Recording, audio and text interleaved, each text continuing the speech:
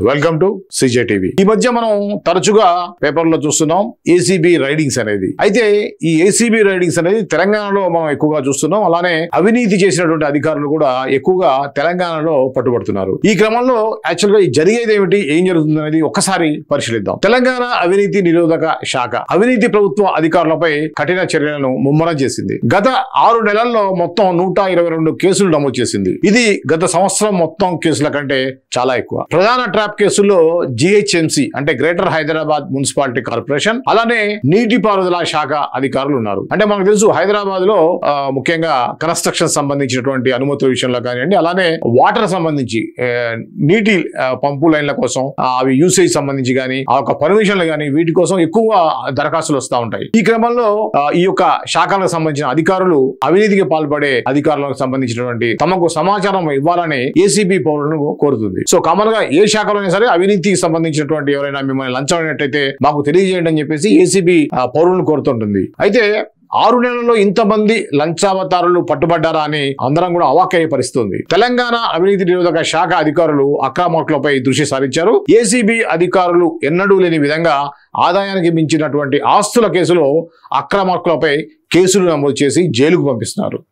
గత 6 నెలల్లో 122 కేసులు నమోదు చేసి వందలాది మందిని కటకటాల పాలు చేశారు ఏసీబీ అధికారులు. లంచగొండి అధికారులపై మరింత దూకుడుగా వ్యవహరిస్తూ వరుస కేసులు విచారణలతో ముచ్చెమటలు పట్టిస్తున్నారు ఏసీబీ అధికారులు. తెలంగాణలో ఏసీబీ అధికారులు గత ఏడాది కాలంలో 2024లో మొత్తం 129 ట్రాప్ కేసులు నమోదు చేస్తే ఈ ఏడాది అంటే ఇప్పటికి 6 నెలలే అయింది.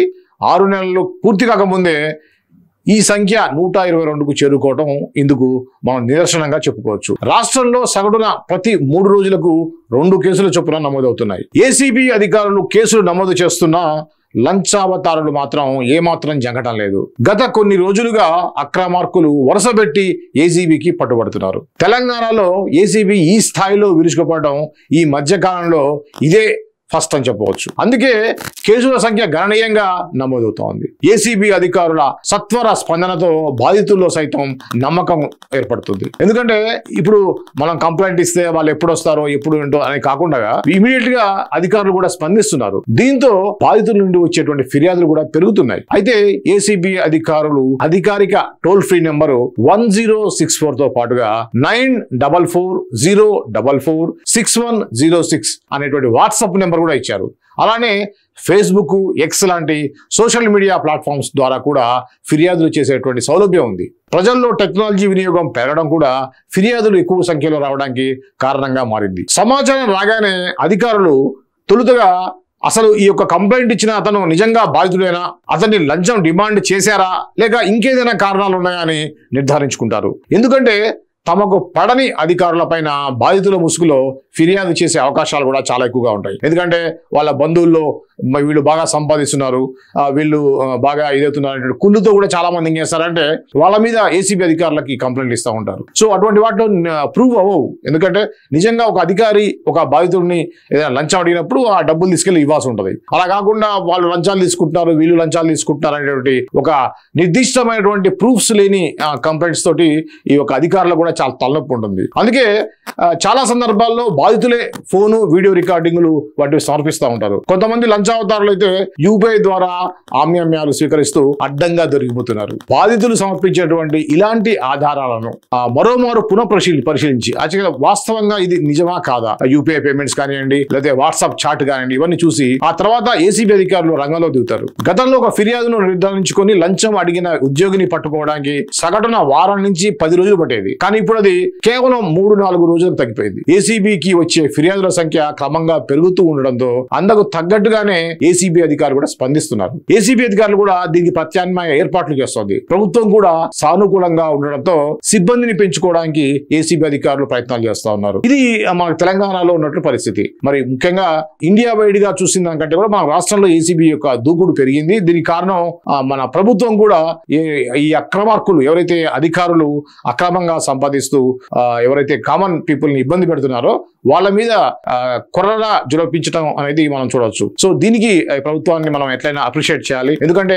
గత సంవత్సరంతో పోలిస్తే ఈ సంవత్సరం కేవలం 6 నెలల్లోనే లాస్ట్ ఇయర్ 2024లో 124 కేసులు ఉంటే ఇప్పుడు 6 నెలల్లో 124 మంది మీద కేసులు బుక్ చేయడం జరిగింది. అంటే దాదాపుగా 100% ఎక్కువగా పెరిగింది. సో ఇది ఇప్పుడు అనుకున్నటువంటి తాజా పరిస్థితులు మనం చూస్తా ఉన్నాం. లాస్ట్ టైం కూడా కాళేశ్వరం ప్రాజెక్టు సంబంధించి ఒక అధికారి దగ్గర 200 కోట్లకు పైగా అవినీతి సొమ్ము దొరికింది. అంటే ఈ విధంగా 100 కోట్ల సొమ్మును ఈ యొక్క అక్రమంగా సంపాదించేటువంటి అధికారులు వాళ్ళు ఈ విధంగా కోట్లు కూడబెట్టుకుంటున్నారు. సో ఇలాంటి ఏసీబీ వాళ్ళు ఇమీడియట్ గా రియాక్ట్ అయ్యి ఈ విధంగా చేయడం వల్ల వాళ్ళ కొద్దిగా కొంతకాలం తర్వాత వాళ్ళకి భయం వచ్చేసి ఈ యొక్క అక్రమార్జనని ఆపేసే అవకాశం ఉంటుంది. ఏదైనా సామాన్య పౌరులు ఏం కోరుకుంటారంటే ఇలాంటి అధికారులకి ఇంకా జీవితంలో కోలుకునే విధంగా వాళ్ళకి పనిష్మెంట్ ఉంటే తప్ప ఈ లంచాలు తీసుకునేటువంటి తగ్గవు అనేది సామాన్య పౌరులు కోరుకుంటా ఉన్నారు.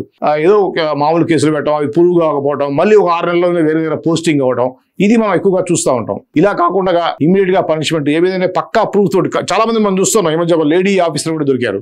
రెడ్ హ్యాండెడ్ గా వాళ్ళ చేతులు ఇలా వాటర్లో పెట్టగానే పింక్ కలర్ అయిపోతున్నాయి. అంటే వాళ్ళు డబ్బులు తీసుకున్నదే పక్కా ప్రూవ్ అవుతుంది. వీడియోలు, ఫొటోస్ వస్తున్నాయి. ఇలాంటప్పుడు తాత్సారం చేయకుండా వీళ్ళ మీద శిక్ష కూడా ఇమీడియట్ గా శిక్ష ఉంటే ఏమైందంటే వీళ్ళు భయపడి ఇంకొకరు ఇలా చేయడానికి వెనకాడతారు. కొంతమంది అధికారులు డైరెక్ట్ గా యూపీఐ పేమెంట్ తీసుకుంటున్నారంటే, పక్కా బ్యాంక్ ట్రాన్సాక్షన్ ద్వారా తీసుకుంటున్నారంటే ఇక వాళ్ళకి ఎంత ధైర్యం ఉంది. సో ఇదే విషయాన్ని ఈ రోజు మనం చర్చించాం. మరో అంశంతో మళ్ళీ కలుద్దాం. అంతవరకు చూస్తూనే ఉండండి CJ TV.